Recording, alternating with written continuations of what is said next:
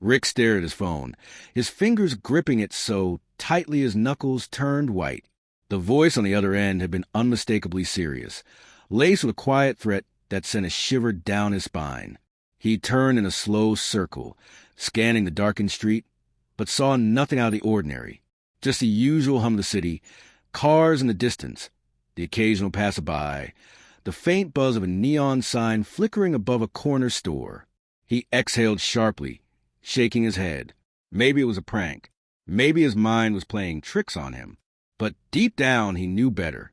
Someone out there did want him involved with Malik's foundation. And that meant only one thing. He was getting too close to something he wasn't supposed to see. Rick barely slept that night. Every noise outside his window made him flinch. The memory of his past mistakes loomed over him like a shadow. He had done a lot of questionable things. Worked for people who didn't always play by the rules. Was this one of them coming back to haunt him? The next morning, Rick arrived at the foundation earlier than usual. He needed to talk to Malik. He needed answers. But as he stepped to the front doors, he found Malik already waiting for him in the hallway, arms crossed, eyes sharp with suspicion. "You look like hell," Malik said. Rick swallowed hard. "I got a call last night. Someone told me to walk away before it's too late." Malik's expression darkened. He exchanged a quick glance with another volunteer before motioning Rick into his office. As soon as the door closed, he leaned against his desk, his face unreadable. "Did you recognize the voice?" "No, but it wasn't some random threat. This felt personal, like they know me." Malik nodded slowly, as if piecing together a puzzle in his head. "I won't lie to you, Rick. The work we do here, it makes people uncomfortable. We help those the world would rather forget, and sometimes the world pushes back." Rick frowned. Who would go this far just to keep me from volunteering? Malik hesitated before answering. "This isn't just about you. There are people who don't want me doing what I do, either. There are powerful people in the city who thrive on keeping others down. If we lift them up, if we give them a voice, it disrupts their control." Rick let out a humorless laugh. "Great. So I just stepped into a war I didn't even know was happening." Malik met his gaze, his voice steady. "The question is, are you stepping out?" Rick thought about it. He thought about the years he had spent looking down on people like the ones he had helped yesterday. He thought about how, for the first time in his life, he was doing something that actually mattered. And then he thought about the voice on the phone, the warning. A warning meant one thing. He was finally on the right side. "No," he said firmly. "I'm staying." Malik studied him for a moment, then nodded. "Good. But that means you need to be ready. This won't be the last time they try to scare you." The day went on as usual, sorting donations, preparing meals, organizing supplies. But Rick couldn't shake the feeling that he was being watched. Every time he looked over his shoulder, he expected to see a shadow lurking in the distance. But nothing, just the usual rhythm of the foundation, until later that afternoon. Rick was carrying a crate of bottled water to the storage area when he heard hushed voices coming from around the corner. He stopped, ears straining to pick up the conversation. "I don't care what it takes," a deep voice murmured. He's getting too close. "We need to send a clearer message." Rick's pulse pounded. He recognized that voice. It belonged to someone he used to work for, a man named Darnell Hayes, a high-level enforcer for some of the city's most ruthless businessmen. If he was involved, this was bigger than Rick had realized. He peered around the corner and saw two men standing in the alley beside the foundation. Darnell was leaning against the wall, speaking to another man Rick didn't recognize.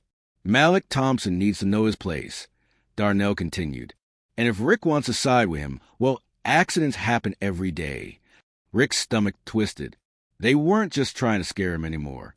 They were planning something worse. He stepped back quietly, his mind racing. He had to warn Malik. He turned to move, but his foot scraped against a loose piece of concrete. Darnell's head snapped up. Their eyes met. For a brief second, neither of them moved. Then Darnell smirked. Well, look who's eavesdropping." Rick bolted. He sprinted down the hallway, heart pounding as he heard footsteps behind him. He burst into main room, looking for Malik, but before he could call out, a strong hand grabbed his shoulder and yanked him back. Darnell leaned in, his grip tightening. You don't know what you're getting yourself into, Rick. Walk away now, or you won't be walking at all. Rick shoved him off and stumbled backward, breathing heavily. He could feel the eyes of the volunteers on him, confusion and concern flickering across their faces. He looked to Malik, who had just walked in, brow furrowed. Rick's voice was low but firm. We have a problem. Malik's jaw tightened. Then we handle it. Darnell chuckled, stepping back toward the alley. You're making a mistake, Rick. And mistakes have consequences. Rick clenched his fists as he watched Darnell disappear into the shadows. He had a choice to make. He could walk away and pretend none of this was happening. Or he could stand his ground and fight for something bigger than himself. For the first time in his life, Rick knew exactly what he had to do. Rick's pulse pounded as he watched Darnell disappear into the alley. The threat hung in the air like a storm cloud, thick and suffocating. He turned to Malik, whose expression had hardened into something unreadable. We need to talk. Now, Rick muttered, pulling Malik aside. Malik didn't argue. He led Rick into his office and shut the door behind them. Tell me everything you heard. Rick ran a hand through his hair. Darnell's working for someone. He was telling some guy that you need to know your place. And then he said if I stay on your side, accidents happen every day. Malik leaned against his desk, exhaling sharply. Darnell's just a pawn. Whoever sent him is the real problem. Rick's mind raced. Who will want to shut you down this badly? Malik scoffed. Pick one. We expose corruption. We fight back against slumlords. We make sure people aren't forgotten. And that makes enemies. Rick paced a small office. We need to be ready. If they're willing to send threats, it won't stop there. Malik nodded. You're right. We need a plan. But first, we need to find out who's pulling the strings. That night, Rick couldn't shake the feeling that he was being watched. Every shadow seemed to stretch toward him. Every flickering streetlight felt like an interrogation lamp. As he approached his apartment, his gut told him something was wrong.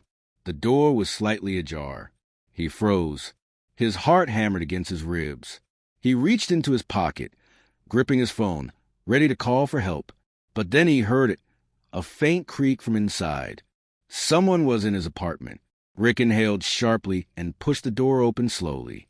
The room was dimly lit, just as he had left it, but something was off. A chair had been moved. A drawer was slightly open. His gut twisted. Then a voice came from the shadows. You should have walked away. Rick barely had time to react before a figure lunged from the darkness. He ducked just in time, a fist whizzing past his head. Instinct took over. He threw a punch of his own, connecting with the attacker's ribs. The man grunted but didn't go down. Instead, he charged again, slamming Rick into the wall. Pain exploded in Rick's back, but he didn't stop fighting. He twisted out of the grip and kicked forward, sending the attacker stumbling. Rick reached for the nearest object, a lamp, and swung it hard. The glass shattered against the man's shoulder, and he staggered back, cursing. For a split second, their faces were close enough for Rick to see the attacker clearly. It wasn't Darnell. It was someone younger, someone he didn't recognize. But the cold look in his eyes told Rick everything he needed to know. This was a message. The man wiped blood from his lip and smirked. Next time, we won't be so nice. Then, before Rick could react, the man bolted out the door and disappeared into the night. Rick stood there, breathing hard, adrenaline flooding his veins. His apartment was a mess. The drawers had been searched. Papers were scattered across the floor. They hadn't just come to scare him. They were looking for something. But what? The next morning, Rick stormed into the foundation, his face still bruised from the fight. Malik took one look at him and swore under his breath. What happened? Rick slammed a crumpled paper onto Malik's desk. They broke into my apartment, tore the place apart. I don't think they were just there to rough me up. They were looking for something. Malik picked up the paper, his eyes narrowing. What's this? I found it on the floor after they left. It wasn't mine. They must have dropped it. Malik unfolded the paper, his expression darkening as he read it. This is a list of names and addresses Rick's stomach sank. Who are they? Malik exhaled sharply. They're people we've helped. Residents we've fought to protect. Families we've kept from being evicted. Rick's blood ran cold. They're not just after you. They're after them. Malik's jaw clenched.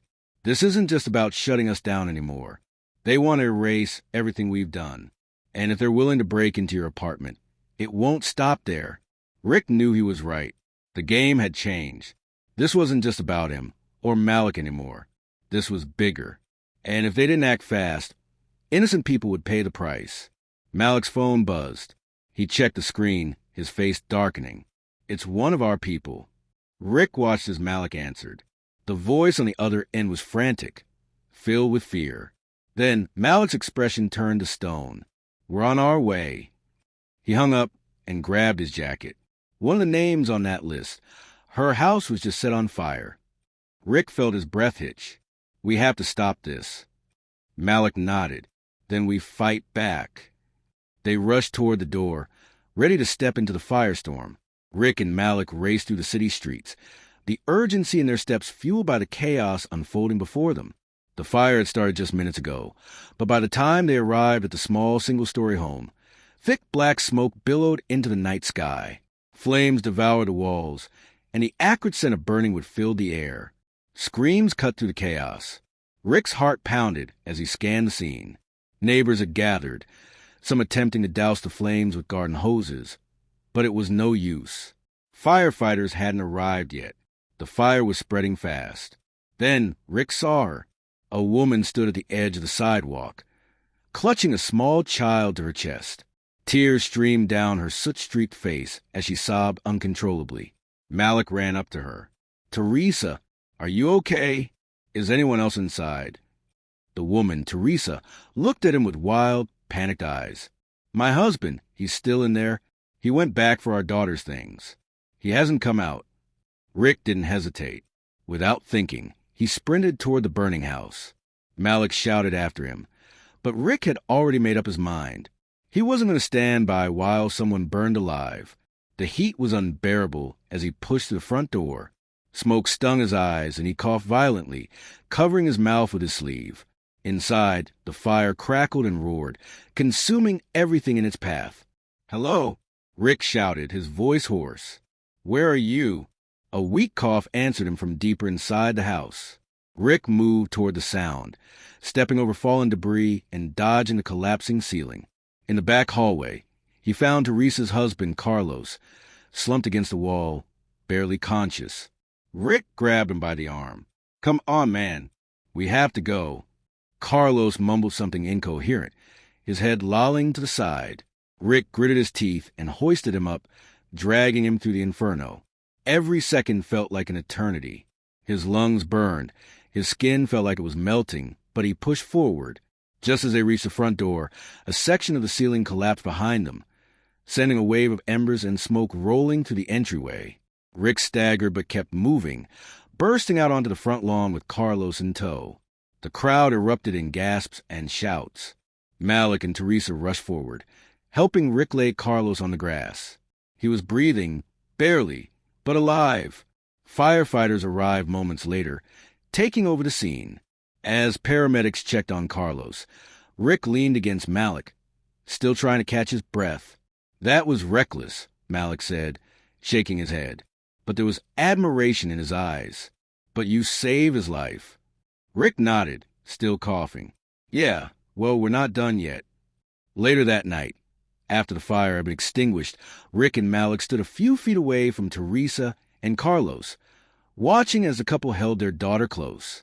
They had lost their home, but they still had each other. Malik crossed his arms. This wasn't an accident. Rick sighed, running a hand through his hair. No, it wasn't. Someone had tried to send a message.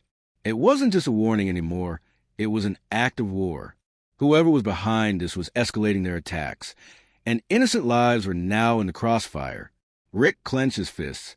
We need to find out who's doing this, before more people get hurt. Malik exhaled slowly. I might have a way, but it's dangerous. Rick turned to him. More dangerous than running into a burning building? Malik gave him a knowing look, before pulling out his phone. I know a guy, a journalist. He's been investigating corruption in the city for years. If anyone has information on who's pulling the strings, it's him. But getting that information won't be easy. Rick frowned. Why not? Malik hesitated. Because last I heard, he went into hiding. Someone tried to kill him a few months back. If he talks to us, he's risking his life. And if we talk to him, we might be risking ours. Rick inhaled deeply. Then we better make sure it's worth the risk. Malik nodded. I'll set up a meeting. The next day, Malik received a text from an unknown number with an address and a time. No name, no details, just instructions. That evening, Rick and Malik drove to an abandoned warehouse on the outskirts of the city. The place was dark, run down, and eerily quiet. It felt like a setup, but they had no choice. As they stepped inside, a single flickering light bulb illuminated a figure in the distance. A man in his late 40s, with sharp eyes and a weary expression, emerged from the shadows. He held up a hand. That's close enough. Malik held out his hands, showing he wasn't a threat. Relax, Isaac. We just want to talk. The journalist, Isaac Moreno, narrowed his eyes. You're Malik Thompson. I know who you are, and you must be Rick, the ex-security guard who suddenly decided to play hero. Rick tensed, but didn't rise to the bait. We need your help. Isaac scoffed. You need a lot more than that. You two have no idea what you've gotten yourselves into. Malik stepped forward. Then tell us, who's behind this? Who's targeting the Foundation? Who sent Darnell? Isaac hesitated, then glanced around as if making sure they weren't being watched. He took a deep breath and lowered his voice. It's bigger than you think. This isn't just about the Foundation. This goes all the way to the top. Dirty money, land grabs, corrupt officials. And if you keep digging, you won't like what you find. Rick's stomach twisted. Who's calling the shots? Isaac hesitated again, then reached into his coat pocket, pulling out a small flash drive. This is everything you need. Names, transactions, evidence. Malik reached for it, but Isaac pulled back. But once you look at this, there's no going back. They will come for you. They will not stop. Rick squared his shoulders. We're already in it. We might as well know what we're up against. Isaac sighed and finally handed over the flash drive. Then watch your backs, because once they know you have this, you're as good as dead. Rick took the flash drive, feeling the weight of it in his palm.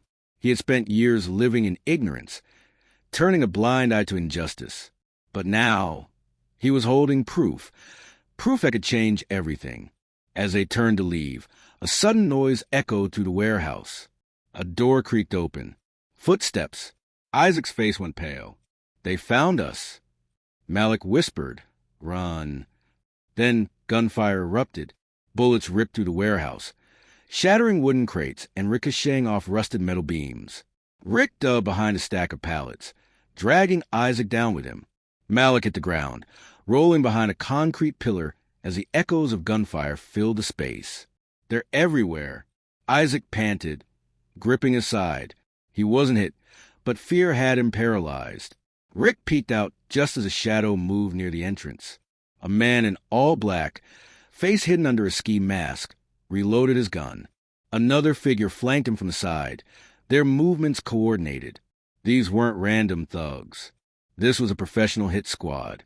We need to move, Malik shouted, pulling his own pistol from his waistband.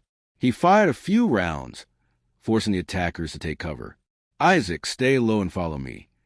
Isaac hesitated, but Rick grabbed his arm. Move now, think later. They sprinted toward the back exit, zigzagging to avoid the relentless gunfire. Malik provided cover, his shots precise and controlled, but the enemy was advancing. The air was thick with dust and gunpowder as they reached a metal door at the far end. Rick shoved against it. Locked. Damn it. He slammed his fist against the frame. Malik, find another way. Malik scanned the room and spotted an old ladder leading up to the rafters. Up there. Rick didn't question it. He boosted Isaac up first, the journalist scrambling onto the beams. Malik went next, then Rick. Just as he pulled himself up, a bullet slammed into the metal rung beneath his foot. The force sent him sprawling, but Malik caught his arm, yanking him up just in time. Below, the masked men stormed the area, sweeping the floor with their weapons. "Where'd they go?" one of them barked. Rick held his breath as they scanned the space. One of them pointed toward the ladder. They went up, then burned them out. Rick's eyes widened as one of the men pulled a Molotov cocktail from his pack, striking a lighter against the cloth. "Oh, hell no," Malik muttered. Rick's mind raced. If they lit that, the whole warehouse would go up in flames. There was no way out except forward. He made a split-second decision. He grabbed a loose metal pipe from the rafters and, before the masked man could throw the bottle, hurled the pipe with all his strength. It struck the attacker's wrist, sending the Molotov crashing to the ground at his feet. Fire erupted instantly, engulfing him in flames. He screamed, dropping to the ground, rolling desperately to put himself out. The others hesitated, momentarily thrown off by their teammates' agony. "Now's our chance," Rick hissed, leading the charge across the beams toward a skylight. Isaac was shaking, but he followed, gripping onto anything he could to keep from falling. Malik reached the window first, slamming his elbow into glass until it cracked. "We're going through." Rick helped Isaac climb through, then followed. Malik came last, just as the remaining men below started shooting up at them. Bullets shattered what was left of the glass, cutting Rick's arm as he rolled onto the rooftop. "Go! Go!" Malik urged. They sprinted across the roof. The city lights spread out before them. The warehouse was on the edge of a desolate district. No one was coming to save them. Their only hope was to get as far away as possible. They reached the edge of the rooftop. Below was an alleyway filled with dumpsters. Not the best landing, but their only option. "Jump," Rick commanded. Isaac hesitated. "Are you crazy?" "That's..." Malik pushed him. "You want to get shot or take a bruised rib? Choose fast." Isaac didn't wait any longer. He closed his eyes and leapt, crashing into a pile of trash bags. Rick followed, then Malik. The second they hit the ground, they took off running. Behind them, the warehouse was fully ablaze. Sirens wailed in the distance. The masked men wouldn't be able to chase them now, not with the fire drawing attention. They ran for blocks, not stopping until they were sure they weren't being followed. When they finally slowed, gasping for breath, they ducked into an abandoned parking garage. Isaac collapsed against a pillar. I can't, this is too much." Rick knelt beside him. "Get yourself together. You gave us this flash drive because you wanted to expose the truth. Now we know just how deep this goes. They're willing to kill to keep this quiet." Malik leaned against a car, rubbing his temples. "We need to know what's on that drive." Isaac pulled out his laptop with shaking hands.